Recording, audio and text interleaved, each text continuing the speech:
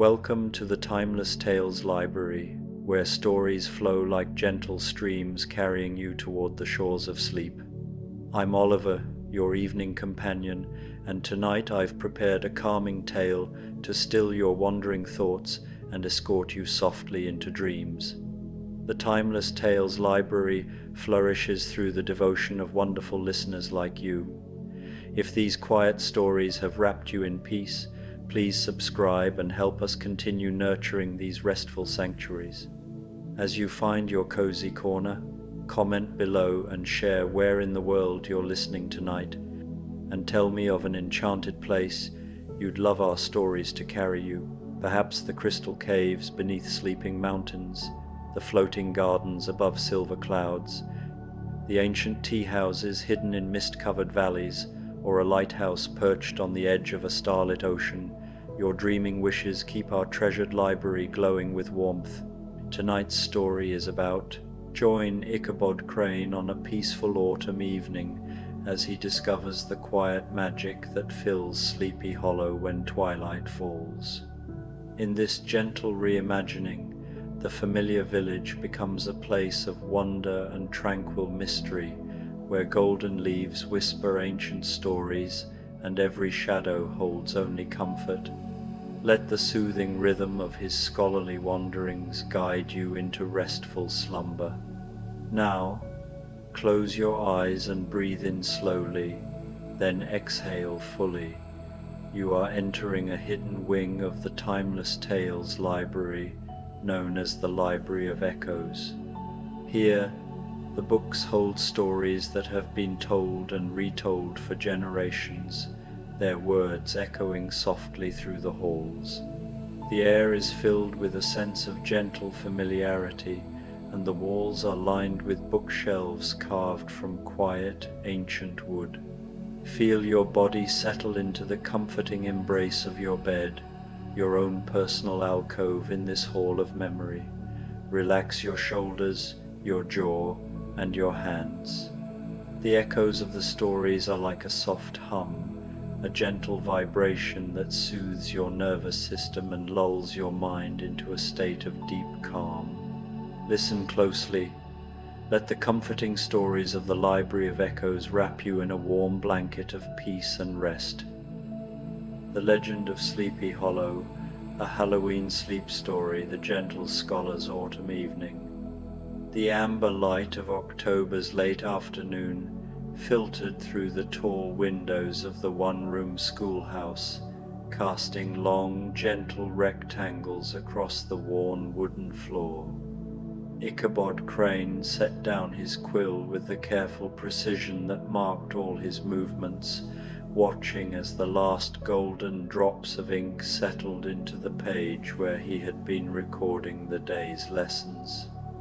Outside, the ancient maples that surrounded Sleepy Hollow swayed in a breeze so soft it barely stirred the curtains. It was Halloween evening, though in this peaceful hollow the day carried none of the frantic energy one might expect.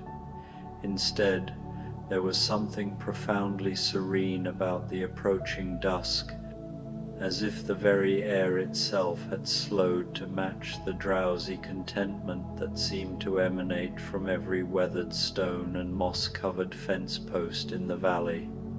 Ichabod rose from his desk, his tall, lean frame unfolding like a piece of parchment being carefully opened. At 32, he had found his rhythm in this place, teaching the children of Dutch farmers during the day, and in the evenings, allowing himself to wander the quiet lanes and hidden paths that wound through the hollow like the chapters of a beloved, well-worn book. He gathered his few belongings, a leather satchel containing a slim volume of poetry, a wooden flute that had belonged to his grandfather, and a small brass lantern that he rarely needed to light. So familiar had he become with every root and stone in his adopted home. The schoolhouse door closed behind him with a soft whisper, and he paused on the threshold to breathe in the rich, loamy scent of autumn. The path that led from the schoolhouse meandered alongside a brook that babbled with the voice of centuries. Ichabod had walked this way hundreds of times, but tonight something felt different, not alarming, but quietly magical, as if the ordinary world had put on its finest clothes for Halloween evening. The water caught the last rays of sunlight and threw them back in gentle sparkles, each one lasting just long enough to register in his vision before dissolving into the next. He decided to take the longer route home, the one that wound past the old Van Tassel farm and through the grove of ancient oaks that the locals called the Cathedral Grove, for the way their branches intertwined overhead like the vaulted ceiling of a church. As he walked, his footsteps fell into the steady rhythm that had become as natural to him as breathing left, right, each step a small meditation in itself.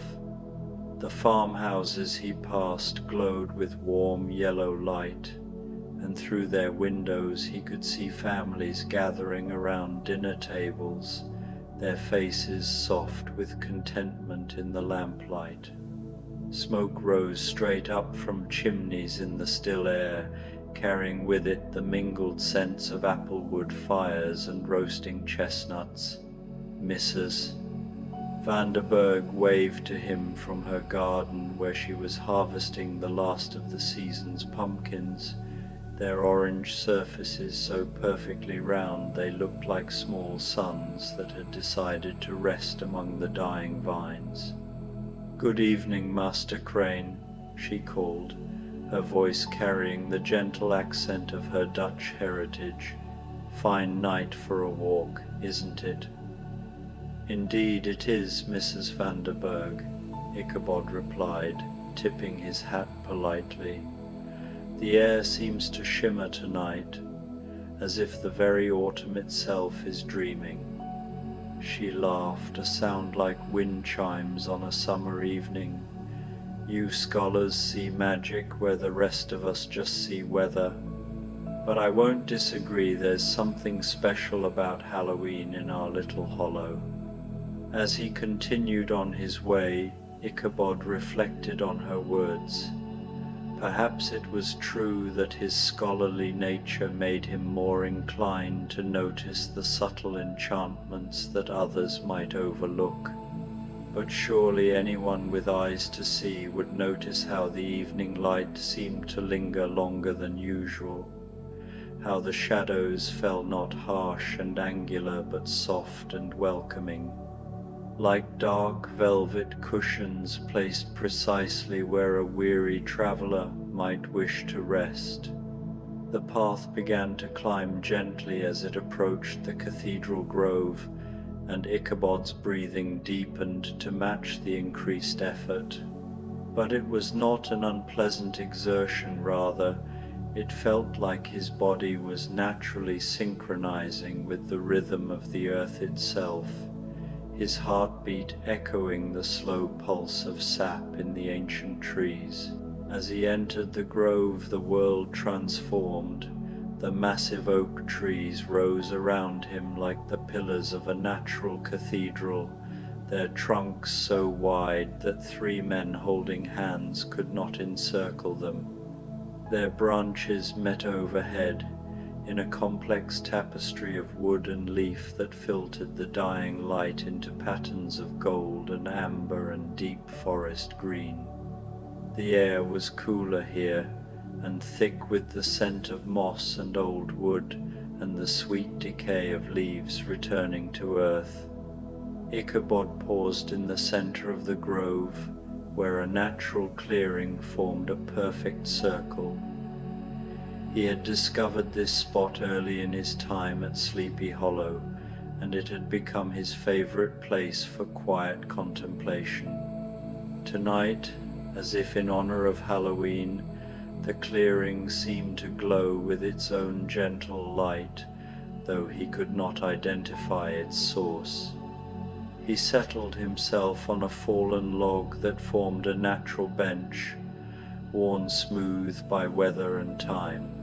From his satchel he withdrew the small wooden flute and held it thoughtfully in his long fingers. The instrument had been his grandfather's, and before that his great-grandfather's, a simple thing of maple wood, darkened with age and smooth from generations of handling. The first notes that emerged were soft and low, barely more than whispers of sound that seemed to blend naturally with the evening breeze in the leaves overhead. He played no particular melody, instead allowing the music to flow from some deep, wordless place within him, each note finding its way to the next as naturally as water finds its way downhill. As the gentle music drifted through the grove, Ichabod became aware that he was not alone, but the presence he sensed carried no threat or unease. Instead, it felt ancient and benevolent, like the watchful care of the forest itself. In his peripheral vision he caught glimpses of movement among the trees, but when he looked directly, there was nothing there save the play of light and shadow. He continued to play, and gradually the movements became clearer, though no less mysterious. Will-o'-the-wisps danced between the oak trunks, tiny lights no larger than fireflies, but with a steady, unwavering glow that spoke of something far older than any mere insect. They moved in slow, graceful spirals, weaving patterns in the air that seemed to follow the contours of his music. One of the lights drifted closer, hovering just at the edge of his vision like a curious listener. Ichabod found himself smiling as he played, adjusting his melody to welcome this ethereal audience.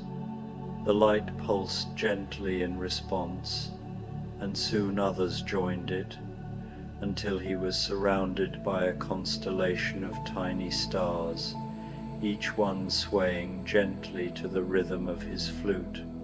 Time seemed to stretch and fold in on itself within the grove. Minutes could have been hours, or perhaps hours were compressed into minutes. Ichabod found that it no longer mattered. The music flowed through him and around him, connecting him to something vast and timeless, while the will-o'-the-wisps danced their ancient dance among the cathedral pillars of the oaks. When at last he lowered the flute, the lights lingered for a moment longer, as if reluctant to break the spell that had woven itself around the clearing. Then, one by one, they drifted away into the deeper shadows of the forest, leaving only their memory and a sense of profound peace that settled over Ichabod like a warm blanket. He packed the flute carefully back into his satchel and rose from the log, his joints pleasantly stiff from sitting so long in contemplation. The light had faded while he played, and now the grove was filled with the deep blue shadows of true dusk.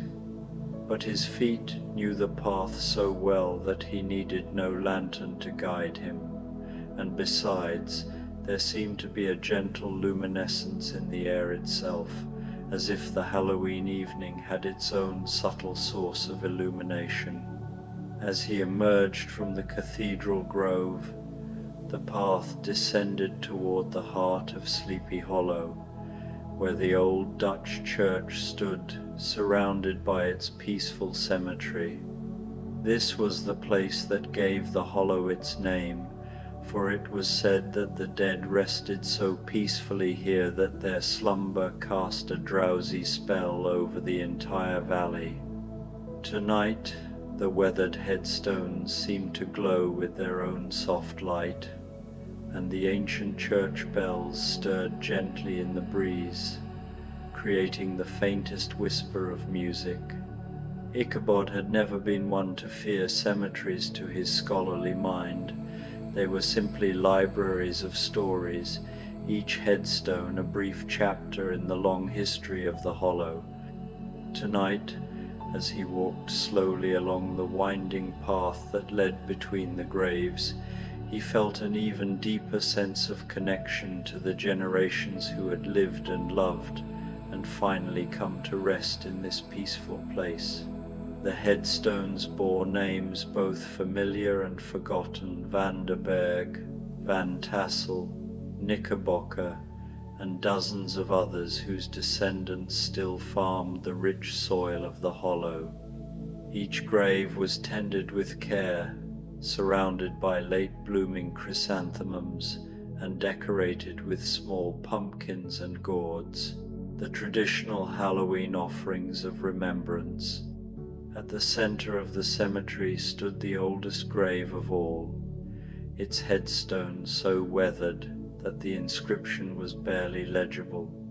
But Ichabod had studied it many times with his scholar's attention to detail, and he knew it marked the resting place of the hollow's first settler, a Dutch farmer who had arrived in the valley more than a century ago and declared it the most peaceful place on earth.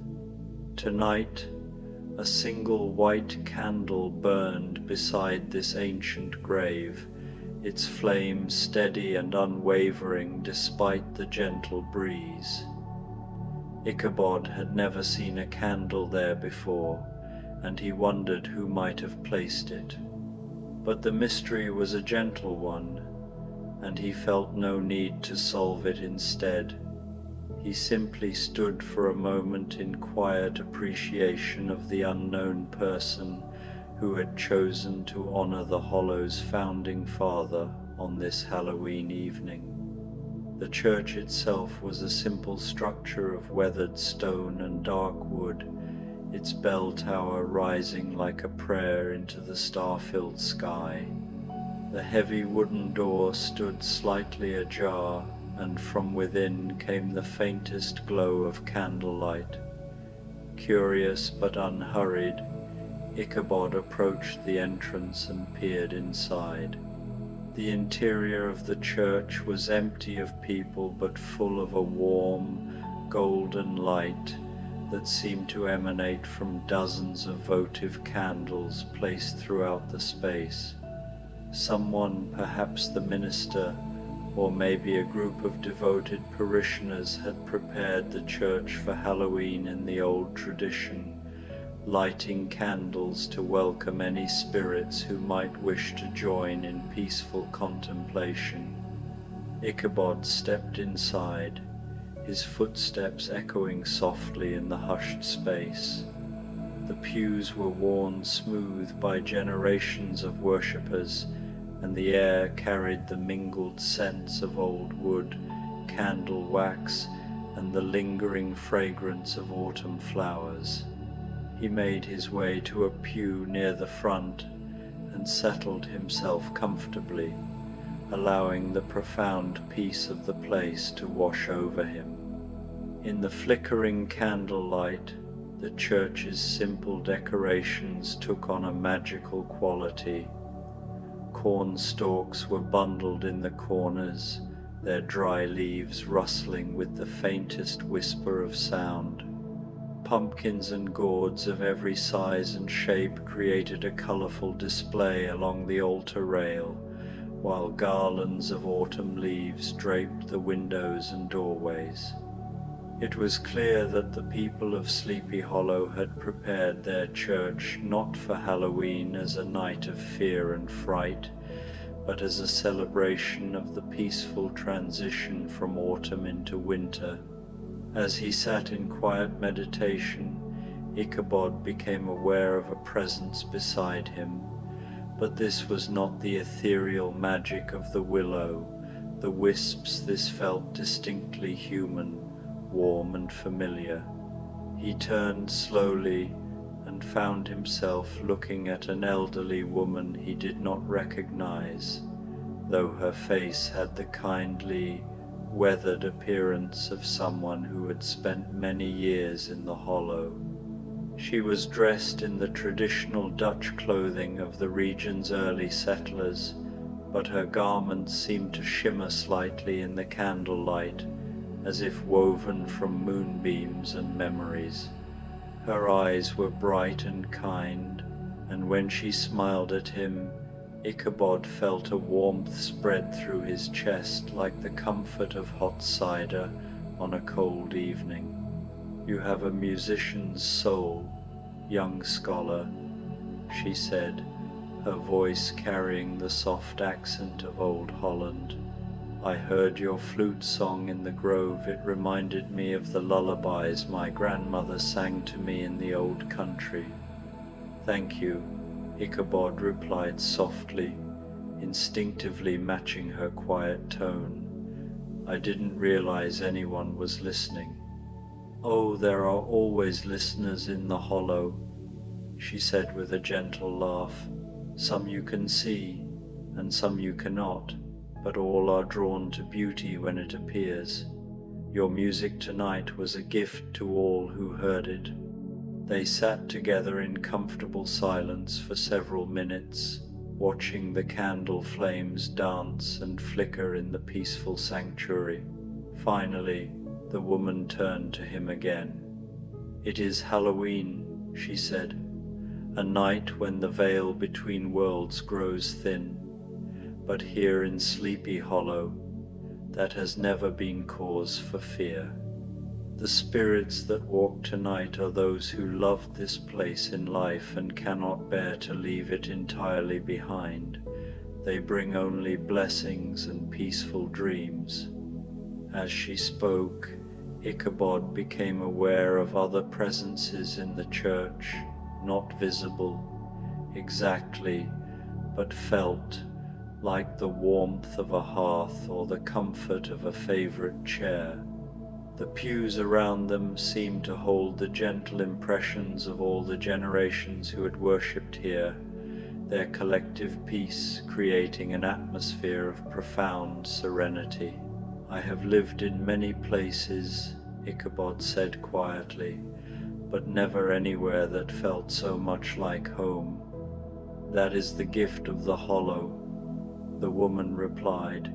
"It recognizes kindred souls and draws them close. You belong here, young scholar, as surely as the oaks belong in the grove, and the brook belongs in its bed."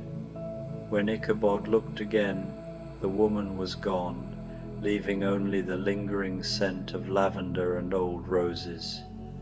But he felt no surprise or alarm at her disappearance. It seemed as natural as the fading of daylight or the changing of the seasons. In Sleepy Hollow, on Halloween evening, the impossible became possible, and the magical became mundane. He remained in the church for a while longer, basking in the warmth of the candles and the profound peace that seemed to radiate from every stone and board. When at last he rose to leave, he moved slowly and quietly, reluctant to disturb the sacred atmosphere with any unnecessary sound. Outside, the night had fully settled over the hollow, but it was not a darkness that brought unease. Instead, the moonlight that filtered through the clouds seemed to make everything glow with a soft silver luminescence. The path that led from the church wound through a small copse of birch trees whose white bark gleamed like candles in the gentle light. As he walked, Ichabod found himself thinking about the mysterious woman in the church and her words about spirits who could not bear to leave the hollow. The idea filled him not with fear, but with a deep sense of belonging. If the hollow was so beautiful that even the dead wished to linger, then surely it was exactly where he was meant to be. The path eventually led to the covered bridge that spanned the brook at the hollow's narrowest point. The bridge was old, built of weathered wood that had darkened with age and covered with a peaked roof that sheltered travelers from rain and snow.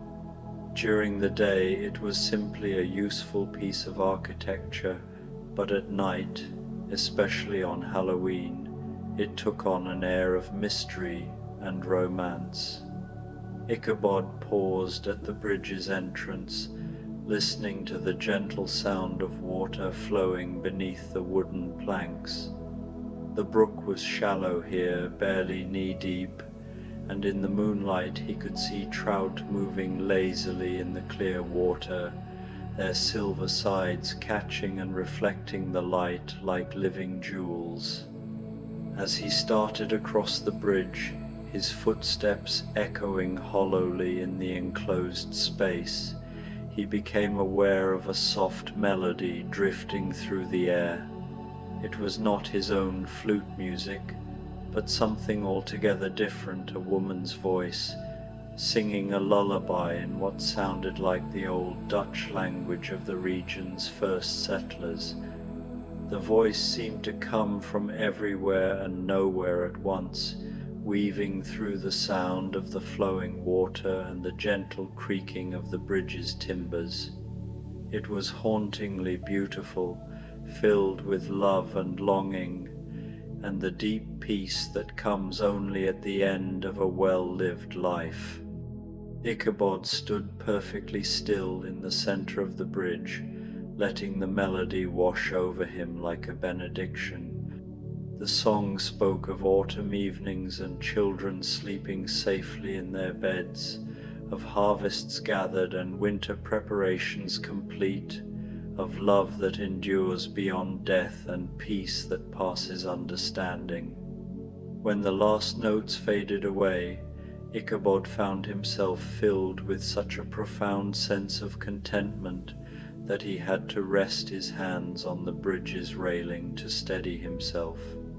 Through the gaps in the wooden walls, he could see the entire hollow spread out below him, the farmhouses with their glowing windows, the church with its gentle bell tower, the grove of ancient oaks, and the winding paths that connected it all like the threads in a tapestry. This was his world now. He realized not just the place where he worked and slept, but the place where his soul had found its home. Every tree and stone, every path and stream, every friendly face and familiar voice had become part of the great story of his life, and he was part of theirs in return. He crossed the remainder of the bridge slowly, savoring the last moments of his Halloween evening walk. On the far side, the path divided, one branch leading to his boarding house at the Van Ripper farm, the other winding away into the deeper woods where he had never ventured. Tonight, moved by a gentle curiosity he could not name, he chose the unfamiliar path. The trees here were different from those in the cathedral grove, younger and more closely spaced, creating a canopy so thick that only scattered drops of moonlight penetrated to the forest floor. But the path was well worn and easy to follow, and Ichabod found himself moving forward with confidence, despite the unfamiliarity of the route. After perhaps 10 minutes of walking, the trees began to thin, and he found himself approaching a clearing he had never seen before. In the center of the open space stood a small cabin, so perfectly integrated with its natural surroundings that it seemed to have grown from the earth itself rather than being built by human hands. Warm yellow light glowed in the cabin's windows, and smoke rose from its chimney in a straight, steady column. Someone was clearly at home, But Ichabod felt no hesitation about approaching in Sleepy Hollow, especially on Halloween evening. All travelers were welcome at any door. He knocked gently on the weathered wooden door, and it opened immediately, as if he had been expected. The woman who greeted him was perhaps 60 years old, with silver hair braided in the traditional Dutch style and eyes that sparkled with intelligence and warmth. "Master Crane," she said, as if they were old friends meeting after a long separation, "please come in. I've been waiting for you." The interior of the cabin was like something from a fairy tale, low-beamed ceilings, walls lined with books and mysterious bottles, and a fire crackling cheerfully in a massive stone hearth. The air was filled with the scents of herbs and spices, and something else, something that reminded Ichabod of childhood and safety, and the feeling of being completely loved. "I am Katrina van der Berg," the woman said, settling him in a comfortable chair beside the fire. "My family has lived in this hollow for 5 generations, and I am the last of my line. I have been waiting for someone like you, someone who would understand and appreciate the true magic of this place." She moved with the fluid grace of someone much younger, preparing tea from herbs that filled the cabin with their fragrant steam. As she worked, she spoke of the Hollow's history, not the version recorded in books, but the deeper story that lived in the hearts and memories of its people. "This place has always been special," she said, settling into a chair across from him with her own cup of the aromatic tea. "Long before the Dutch settlers arrived, the native peoples who lived here knew it as a place of peace and healing. They called it the Valley of Dreams, because those who slept here were blessed with visions of perfect contentment." The tea was unlike anything Ichabod had ever tasted, warm and soothing, with flavors that seemed to change with each sip. One moment it tasted of chamomile and honey, the next of mint and roses, then of something indefinable that reminded him of autumn afternoons and the laughter of children. "The settlers who came later felt the magic too," Katrina continued. "They were drawn here by something they could not name, and once they arrived, they found they could not leave. Not because they were trapped, but because they had found what every soul seeks, a place where they belonged completely." As she spoke, Ichabod felt his eyelids growing heavy. The warmth of the fire, the comfort of the chair, and the strange, wonderful tea were all conspiring to create a drowsiness so profound that he could barely keep his head upright. "You are tired, young scholar," Katrina said gently. "It has been a long and magical evening, and you have seen wonders that few are privileged to witness. Rest now, and dream of all the good things that await you in this blessed hollow." Ichabod wanted to protest that he should return to his boarding house, but the words would not come. Instead, he felt himself sinking deeper into the comfortable chair, his consciousness floating away on waves of perfect peace and contentment. His last clear memory was of Katrina covering him with a quilt that seemed to be woven from moonlight and starshine, and the sound of her voice singing softly the same lullaby he had heard on the covered bridge, now recognizable as a song about finding home and never needing to wander again. When Ichabod awoke, the sun was streaming through the windows of his room at the Van Ripper boarding house. He lay still for several minutes, trying to reconcile the vivid memories of his Halloween evening adventure with the familiar surroundings of his simple bedroom. Had it all been a dream? The mysterious woman in the church, the willow, the wisps in the cathedral grove, the cabin in the woods where Katrina Vanderberg had given him tea and told him stories of the Hollow's true history. He sat up slowly and found that he was still wearing the clothes he had put on the previous evening, and his satchel lay beside his bed, exactly where he might have placed it after returning from a long walk. But inside the satchel, alongside his flute and his book of poetry, was something that had not been there before, a small glass vial filled with dried herbs that carried the exact scent of Katrina's magical tea.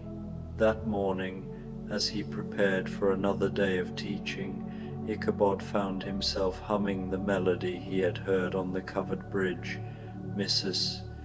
Van Ripper, who was preparing breakfast in the kitchen below, called up to him that she had never heard him sound so cheerful. "It must have been a fine Halloween evening," she said when he came downstairs. "You look like a man who has found exactly what he was looking for." And indeed, as Ichabod stepped out into the crisp autumn morning and began his walk to the schoolhouse, he realized that was exactly what had happened.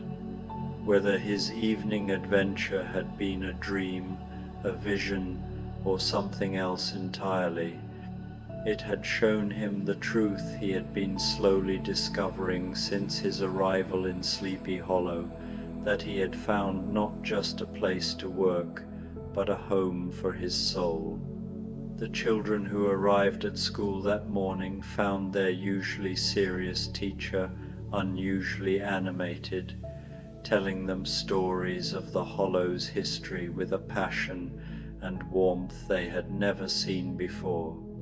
And when the day ended and the last student had departed, Ichabod sat at his desk and began to write not lesson plans or scholarly papers, but stories of his own, tales of magic and wonder set in a peaceful valley where spirits danced in the moonlight and every evening brought new possibilities for enchantment. As he wrote, the late afternoon sun slanted through the schoolhouse windows, casting the same golden rectangles across the floor that had marked the beginning of his Halloween adventure. Soon, he knew, the sun would set and the Hollow would begin to work its gentle magic once again. Perhaps tonight he would walk the familiar paths and discover new wonders, or perhaps he would simply sit by his window and listen to the lullabies that the wind sang in the ancient oak trees. Either way, he was home not just in the geographical sense, but in the deepest meaning of the word. Sleepy Hollow had claimed him as surely as it had claimed all the generations before him, and he knew with absolute certainty that he would never want to be anywhere else. Outside, the first leaves of evening began to fall, each one catching the light for a brief moment before settling gently to the earth, where they would rest in peace until spring called them to new life. In the distance, church bells chimed the hour with voices as soft and sweet as a mother's lullaby, welcoming the night and all the gentle dreams it would bring to the blessed, drowsy inhabitants of Sleepy Hollow. And in his schoolhouse, with the golden light fading around him and the promise of another magical evening ahead, Ichabod Crane smiled and continued to write, his pen moving across the page as steadily and peacefully as a boat gliding down a quiet stream toward home.